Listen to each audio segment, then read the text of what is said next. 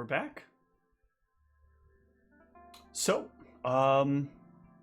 after a while, Nikolai, the goblin will finally kind of leave your garden. Stop talking. Just kind of, wave. Sorry, I gotta go. I got cooking to do. Thank you so much. See ya. Bye. And make their way up. For the rest of it, you'll pretty much have like a quiet time in the garden. And you'll probably get periodic visits over the next couple of days from them as you continue to garden. Now that you've kind of engaged with them and it wasn't entirely negative, they'll be back. So Trent, you've been watching this guy for a couple of days now, and he seems like he might know what's up. All right.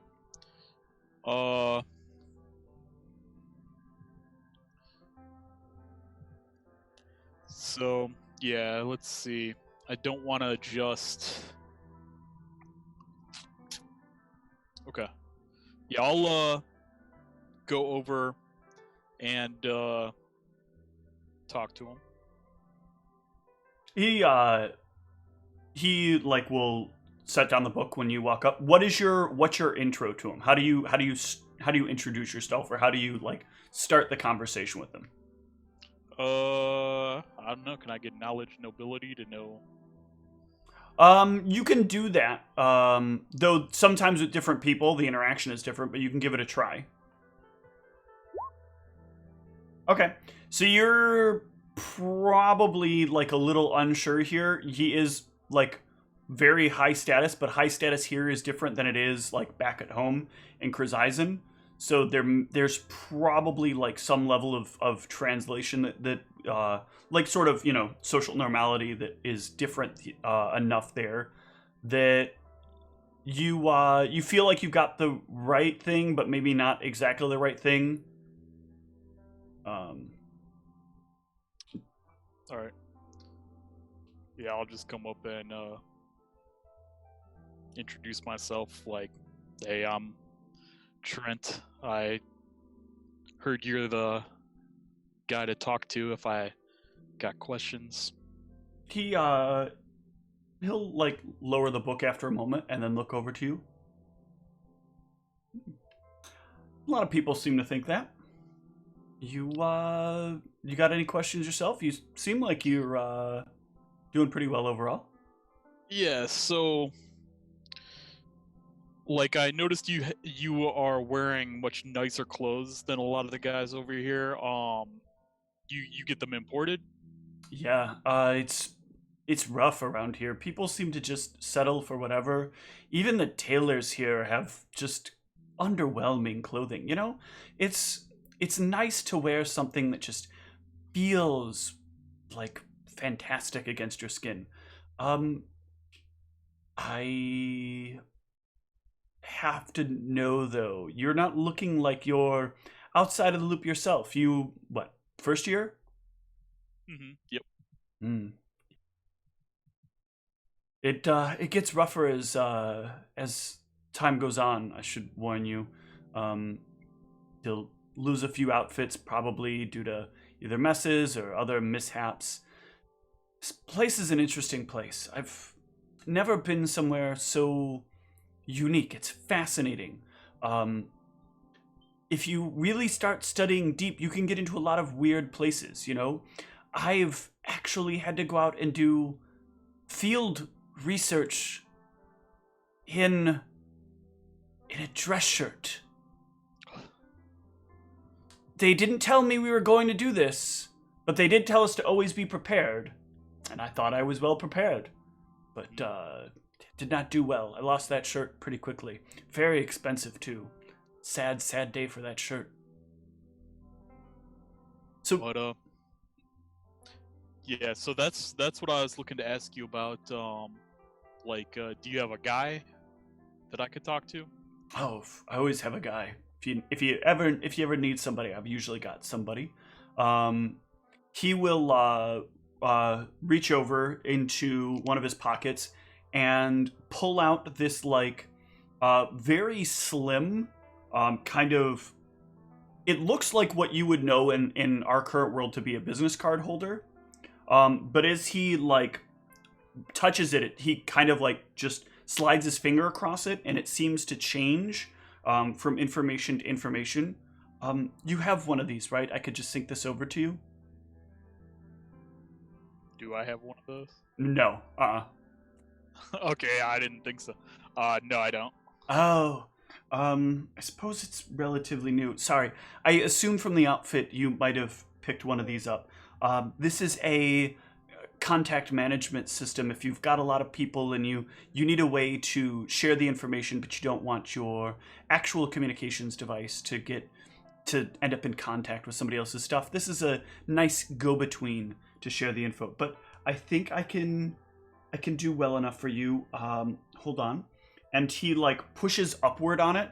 So imagine he's kind of like got the card in his hand and he's been doing like one of these numbers, swiping as he goes. And then he pushes up, and as he pushes up, like a little like business card version does come out, and he hands the card over to you. Right.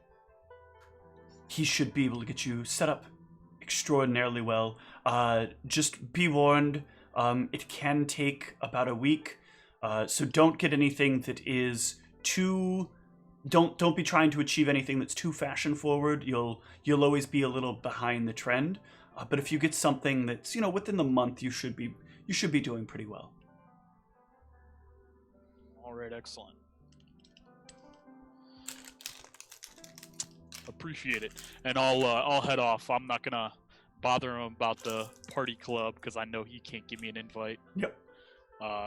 Or wouldn't give me an invite. Yeah, so I am going to write up or I'm gonna go to like the art club or like the calligraphy club or whatever, and get some invitations written up for the party to meet me in my room. Okay. All right, yeah. So you go in, probably throw them a few coppers or silver for their work, and they'll throw together a couple of like flyers that say whatever you want and are really well designed. In fact, let's see how well designed. It's giving me a perfect excuse to roll some dice. Ooh, they're not great.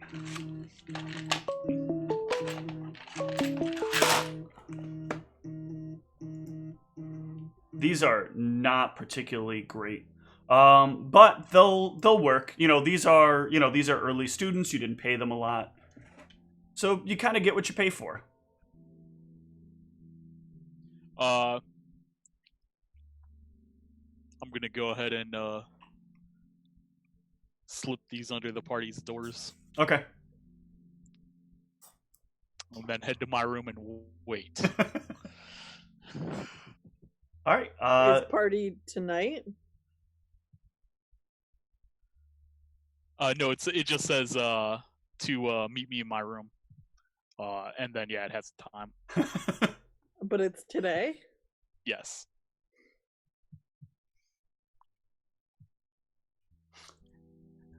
So, would we know that this is his room? Like, since he had someone else design the flyers, would we know that Trent was behind this?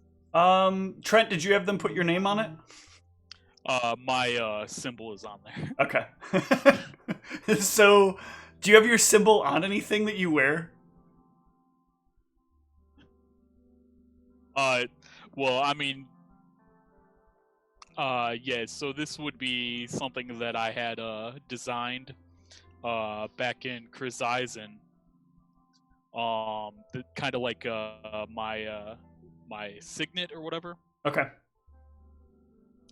So I mean, yeah, I assume that my clothing would be custom, and yeah, I would have my symbol put on there. So yeah, it's probably got like a little arcane marked symbol on the Trent brand. Okay. And do we all get invites? Yeah.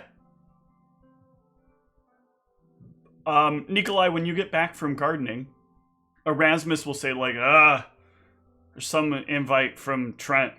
Screw him. You're still bitter about that paper, huh? I worked hard. I mean, there probably is free food and drink. Maybe Go there's go something see what he good. wants. Come on, don't be such a grump. Fine. Let's go. Alright. How about Konstag and Niev?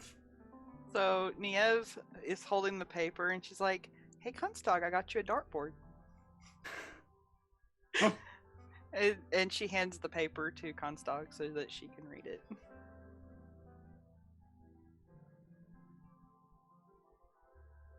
Oh, what does he want this time? Maybe for us to get mani-pedis? Who knows? I don't I have mean- to wear the stupid outfit, right?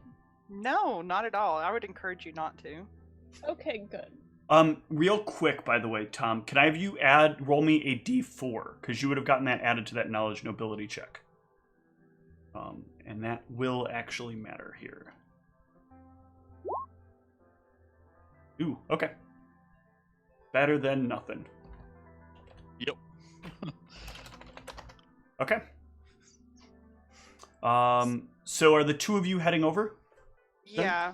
I think I'm not sure if it's something to do with the class at this point. It just says to be at his dorm, so I'm like, I guess we'll see what this is about.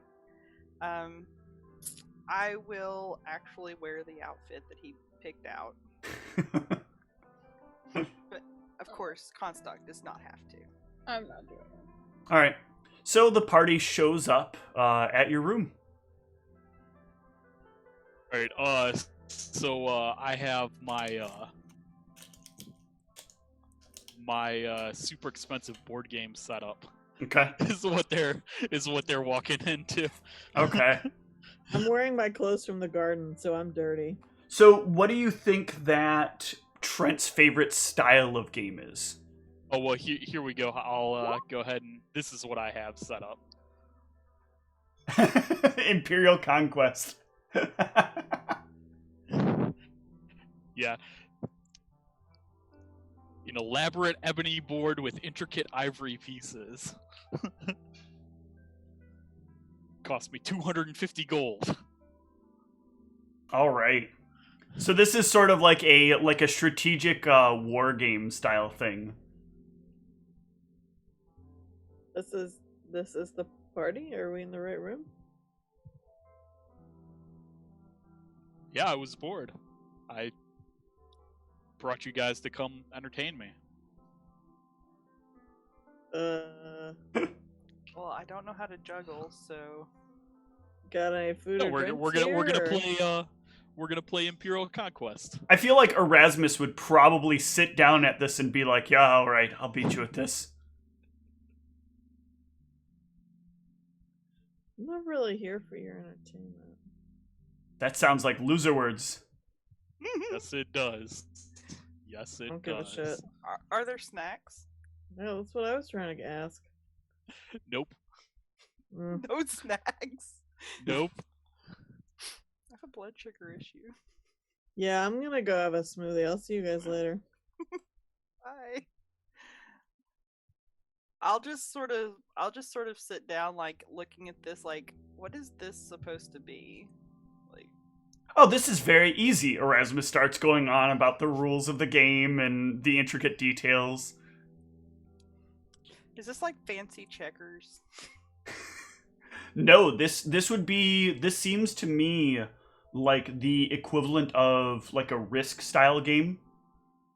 This is probably laid out with like the large continent map on it, and you have like a variety of pieces, and each of you starts in different segments of the and starts with one of the countries, and your goal is to end up defeating the other countries. And you have to deal with, like, you know, some of the random factors are the will of the gods, and various things will interfere with your ability to like succeed or fail. And it's all kind of played out over a series of dice rolls to determine who wins what battle and what else. But you can play cards against each other to change like the outcomes. Well, I guess at least if you can explain to me how to play, I'll play it. Okay. Who is playing?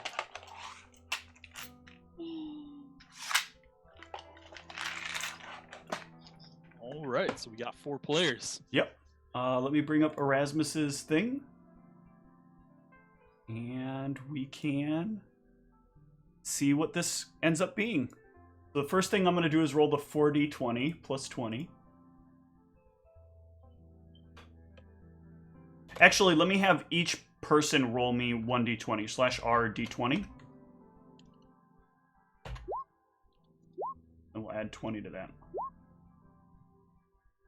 So, we've got 14, 27, 33. Plus 20 is 43. So you guys have a pretty short game of this. Ultimately, why does that say 40, 20 plus 20? It's like, does it actually equal 6? I guess it would be potentially 2 hours. But yeah, you guys have a pretty short game of it. And let me have each of you give me the in-check that the game... hold on, let me see. Yeah, DC 20 int. Yep.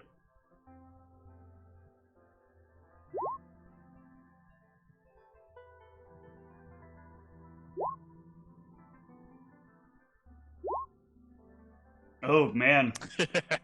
So I think in what we get from these results is like Erasmus and Niev, like Erasmus spends his entire focus trying to knock Niev out of the game as a punishment. I want to actually, now that Charles is connecting in, we can see if that's how Charles would handle it. Charles, you there? He would say something rude. So here's the thing. Let me give you the layout, okay? All right. Trent invited the party to his house, to his like dorm or to his room to play a kind of war style board game. No, to entertain him. Yes. The game is basically like a Risk style of game. Oh, good God. Do you think Erasmus would want to play it though? I think Erasmus would not want to play without knowing the rules in it. Erasmus would already know the rules, I'm assuming. Like, it's the kind of game that I feel like Erasmus would probably know, just, because Erasmus knows a lot of things. Are we supposed to be studying? No, right now you have not been given a new assignment. This is a couple of days, it's been a couple of days since your last assignment. I think I would play begrudgingly. Okay, Niev is playing against you. Do you think Erasmus would spend a lot of time playing against Niev? Which one's Niev again? Niev is the one who told the teacher that you wrote Trent's paper and got you an F. Oh, well, we have to play, and we have to play until Niev is defeated. Yes. And humiliated. And then there will be no, and I will not congratulate, I will not be a dick about it, but I will simply go, and thus ends the lesson, and walk away. Okay, so the lesson here is basically that you spend the game, so the way this rolls out is, both Niev and Erasmus end up with a 7 on the rolls. Trent gets a 14, and Konstad gets a 12. So I'm assuming Erasmus probably spent the bulk of the game like trying to make sure he's teaching Niev a lesson. And so neither of them actually ends up winning the game. In fact, they're quite a ways behind Trent and Konstad, who've been playing the game relatively reasonably strategically. But through the entire time, like the distraction, I think, allows Trent the opportunity to cheat periodically. Yeah, I mean, you've certainly seen me lock on the one player in a desperate attempt to kamikaze the game for both of us and allow other people to win. So I would say that that is definitely within Erasmus's character. My attitude being, if I'm not going to win, because I've gotten enough, I certainly can prevent you from winning at all costs. Because I'm bitter and sad.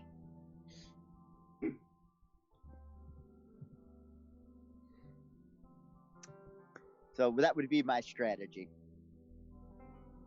All right. What is the name of this game we're playing? Here, I'll share it again for yeah. you, Charles. He's not in roll 20 yet.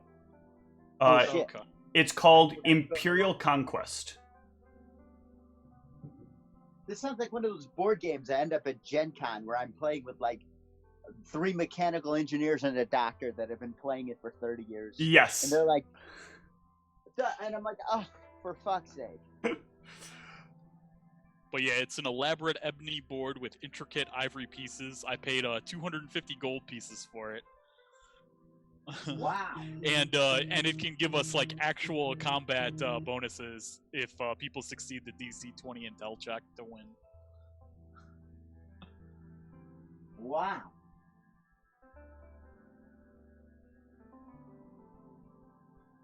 All right. What happens after this board game? How's Niev feeling about Erasmus basically sabotaging himself to beat her at this game? Well, Niev would want to go up to Erasmus and say, "Look, I haven't had a chance to talk to you since class. I'm really sorry. I was upset, and that's no excuse, but I was really more trying to get a certain other person a bad grade, not you. And I'll help you do any extra credit or whatever to make up for it." This is appalling that you would offer to do any extra credit for me. I'm offering to help do extra credit, not do it for you, but to help you. Like if there's a project or anything that you know, we can talk to the teacher and figure out if there's any extra credit. I just need some time to process this F and just not stare at it and think about it and sleep with it under my pillow. And Do what I do. Use it for fire kindling. no, we'll have to. I'm thinking about it getting tattooed on my arm as a grim reminder of that time I failed. At my life goal to cause me to try even harder. I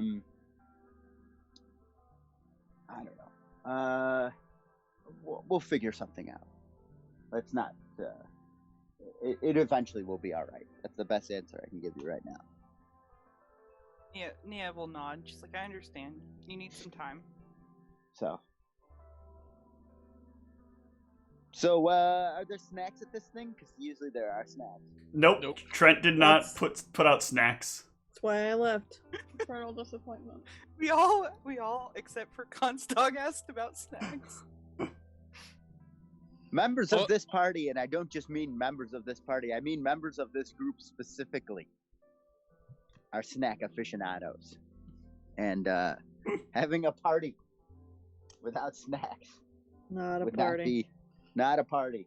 Oh yeah, I mean, Trent's making mental notes, because I mean he's working on eventually throwing like the greatest party the university has ever seen. So I mean, yeah, he's definitely taking note of this. Definitely not the party deadweight. So I'm going to approach Trent and say, "Can I offer you some feedback?" Oh, good God. Trent will do one of his I'm now bored stares. I just want you to know that when you're throwing a party, you should definitely specify the snack situation. If you want people to bring snacks, say you want people to bring snacks. Otherwise, have snacks.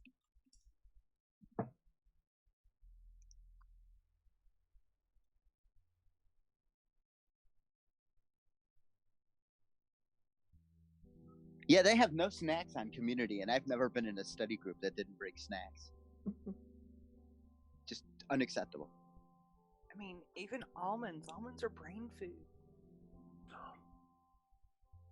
Those are not brain food, they're disgusting. Alright, so this party probably goes a little bit bust. But a couple of days later, you guys have your next class. And this class is a rather interesting one when you all get into class. On the board, on the like large screen that is behind him, there are a number of historic figures that are upon the wall, centered by like this the statue of Anher, this like rather large looking half orcish man wearing full plate, holding a large sword in his hand and as a shield on his other arm. There are a couple of other historical figures next to him. Today, we are going to talk about leadership. When looking at effective parties, we have found one common thing, and that is effective and efficient leadership. Not having the right leader can ultimately cost a party in devastating ways. And we find that this principle rolls into more than just simply small groups. As you may note, we have leaders here in the university, leaders here in our country, leaders in all the cities and towns. And you find that sometimes decisions cannot simply be made with a little bit of time and thought. Sometimes you have to think rapidly. Things happen in a moment's notice. Sometimes you just never know. Can I get everybody to make reflex saves for me? Yep.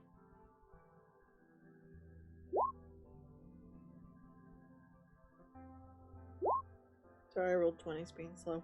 Sorry.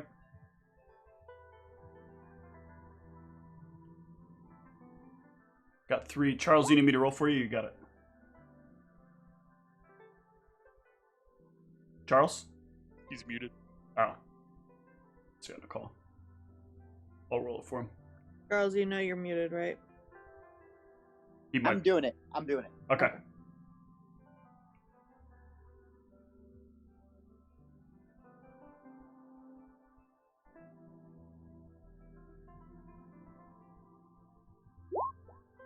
Ooh. All right. So, Konstag, Niev, and Erasmus, you all get hit by this giant wet sponge that just propels forward from the front of the classroom. Trent and Nikolai, you duck out of the way as you notice this thing flying forward at you. Now, surprises happen all the time, and how you respond to these things happening is what's important. A true leader knows not only when to react, but how to react. So, it is important that you all, as groups, determine whom the leader of your group should be. This is why your next assignment will be to determine your leader, and each of you will need to give a presentation on why you have chosen the leader you have chosen.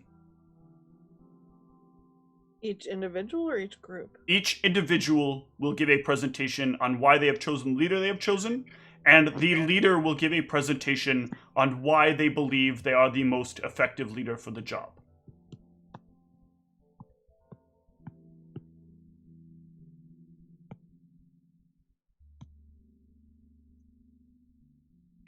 Now, let's go over some of the qualities of what it means to be a leader. Oh, Lord. And he'll proceed to go on like a giant, long, educational lecture on leadership and how to be a leader. Let's go ahead and take another short break, and then we'll see who the party is going to decide is their leader. We all know who the party's deciding on as their leader.